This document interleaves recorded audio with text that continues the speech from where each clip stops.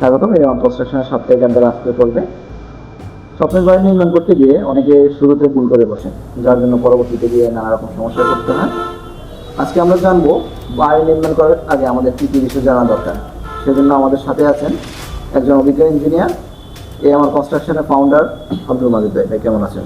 আলহামদুলিল্লাহ আছি ভালো। আপনি কেমন আছেন? ভালো। আচ্ছা ভাইয়া, স্বপ্নের বাড়ি নির্মাণ করার আগে আমাদের কী কী বিষয় জানা দরকার? যেহেতু স্বপ্নের বাড়ি বলেছেন, আসলে একটা বাড়ি নির্মাণ করাটা মানুষের স্বপ্নই বটে। তো আমি সেই যে স্বপ্ন তৈরির কথা বলি। একটা স্বপ্নের বাড়ি নির্মাণের শুরুতে আমাদেরকে দেখতে হবে জমির অবস্থান ও তার বৈধতা। আবার জমির কাগজপত্র ঠিক আছে কিনা বা আইনে কোনো জটিলতা আছে কিনা সেটা আমাদেরকে আগে দেখতে হবে। কারণ যদি কোনো আইনি জটিলতা থাকে তাহলে বিল্ডিং করার পরে এটা যেমন ভাঙা বা অন্যান্য সমস্যার সম্মুখীন হতে হয় আর কি। তো শেষে আমাদেরকে এগুলো একটু মাথা নিয়ে কাজ শুরু করতে হবে। আচ্ছা আচ্ছা, বাড়ি নির্মাণ করার ক্ষেত্রে নকশা কতটা গুরুত্ব বহন করে? একটা বাড়ি নির্মাণ করার শুরুতে নকশা হলো একটি ভিত্তি বা শুরু করার ধাপ। যদি আমরা নকশা না করে পুরো বিল্ডিংটা কাজ শুরু করি, যেমন এটার আলো বাতাস, তারপরে এটার রাস্তা কোন দিকে আছে বা এটার এক্সটেনশন, এগুলো মাথায় রেখে একটা বিল্ডিং তৈরি করতে হয়। সেটার জন্য প্রথম ধাপ হলো নকশা করা আর কি। আচ্ছা আচ্ছা, একটু আগে আপনি বৈধতা সম্পর্কে বললেন, সেক্ষেত্রে বাড়ির অনুমোদন নেওয়াটা কতটা গুরুত্বপূর্ণ বলে আপনি? একটি বিল্ডিং আমার যদি বৈধতা মানে যেটা বলে নকশার পরবর্তীতে সরকার একটা যেমন পৌরসভা হোক বা ইউনিয়ন পরিষদ হোক বা রাজুক হোক, সব ক্ষেত্র থেকে অনুমোদন নেওয়া লাগে বিল্ডিংটা মানে যে পর্যায়ে পড়তেছে আর কি। আমরা যদি এটার বৈধতা না নিই, আইনি বৈধতা না নিই, দেখা যায় পরবর্তী এমন একটা সময় আসবে দেখা যায় আমাদের এখানে ভাঙা পড়ে গেছে। কারণ দেখা যায় একটা জিনিস সাধারণ কথার ভিতরে আমরা একটু ডিটেলে বলি যাতে বুঝতে সহজ হয় আমাদের ক্লায়েন্টদের। কারণ আমি ওনাদের সবাইকে বলবো, এখন বর্তমান সময় কিছুদিন আগে আমরা দেখছিলাম যে রাজুকের ভিতরে বা ঢাকার ভিতরে অনেকগুলো প্রজেক্ট ভাঙা ফুটছে, বা এখন বর্তমান সময় অনেক জেলাতে রোড বাড়তেছে আর কি। তো বাড়ার কারণে অনেক বিল্ডিং ভেঙে পড়তেছে, কারণ যে একবারে কাজ করে ফেলছে। যদি বিল্ডিংয়ে অনুমোদন নিয়ে কাজ করতো তাহলে তারা কিন্তু জানতে পারতো যে সরকার একর কতটুকু বা সরকার একসময় কতটুকু রাস্তা নিতে পারে।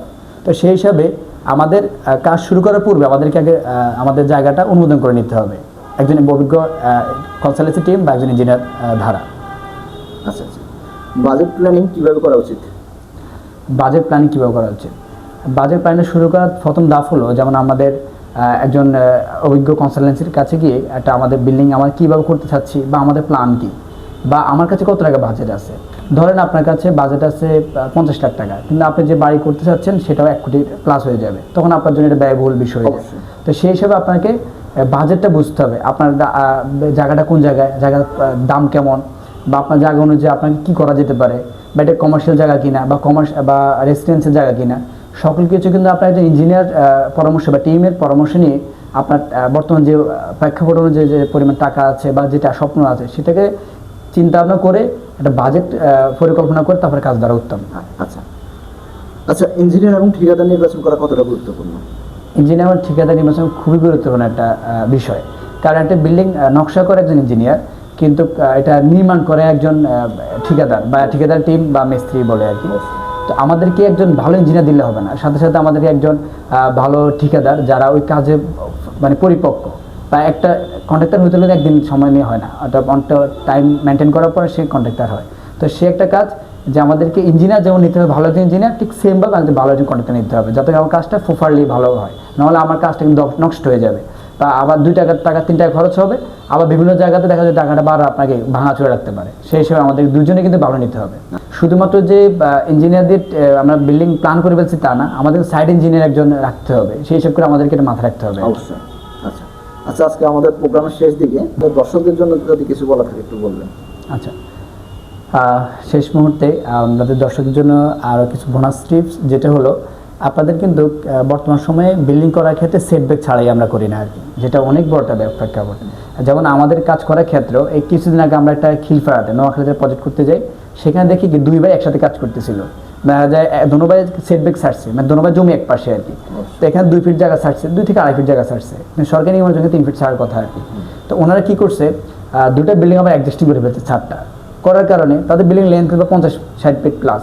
তো ওইখানে দেখা যায় যে 2টা যে ভেন্টিলেশন পাওয়ার কথা কিন্তু প্রপারলি কাজ হয় না, তারা বুঝে পারে না আর কি, বা মফস্বলের কাজগুলোতে। তখন আমি জিজ্ঞেস করলাম এটা কি ইঞ্জিনিয়ার দিয়ে করছি না, ওটা ইঞ্জিনিয়ার দিয়ে করেছে, কিন্তু ওই ইঞ্জিনিয়ারদের প্ল্যান নিচে কাজ করছে, কিন্তু দেখা যায় শেষ সময় ইঞ্জিনিয়ার পরামর্শ তারা নেয়। তো অবশ্যই আমাদের দর্শকদের প্রতি একটা আহ্বান থাকবে যদি ইঞ্জিনিয়ার দিয়ে কাজ করেন, ইঞ্জিনিয়ার পরামর্শ নিয়ে সব সময় কাজটা যাতে প্রপারলি হয় এটা কাজ করবেন, কারণ একটা বিল্ডিং 1-2 দিনের জন্য না। আবার আরেকটা কথা, যেমন অনেকে আছে আমাদের থেকে বই নিয়ে যায় ডিজাইন করে, নেওয়ার পরে ওই যে আপনার নিজের মতো করে মানুষ রড টড কমাই ফেলে বা বলে একটা সময় তো বিল্ডিং করছি আর 16 মিলি রড 4টা দিয়ে আমরা 5 তালা হয়ে গেছে, এখন কেন 10টা লাগতেছে। আবার দেখা যায় তার বলে অ্যাভারেজ করে দিলে তো হয়, কারণ লোড তো সব জায়গায় এক পড়ে না, বিভিন্ন জায়গায় মিডলে লোড বা সিঁড়ির লোড আলাদা আলাদা আছে। তো সেই প্রেক্ষাপটে ইঞ্জিনিয়ার ডিজাইন করে ওইসব কাজ করে। তো আপনাদের যদি আহ্বান থাকবে এই জিনিসটা যেন একটু মানে ক্লিয়ার থাকে, এই আর কি। দর্শক বুঝতে পারছেন বাড়ি নির্মাণ করার আগে পরিকল্পনা না করাটা কতটা গুরুত্বপূর্ণ। তাই মনে রাখবেন, পরিকল্পনাহীন বাড়ি মানে ঝুঁকিপূর্ণ বাড়ি। এই ছিল আমাদের আজকের আড্ডা। দেখা হবে নতুন কোনো ভিডিওতে। সে পর্যন্ত ভালো থাকবেন। ধন্যবাদ।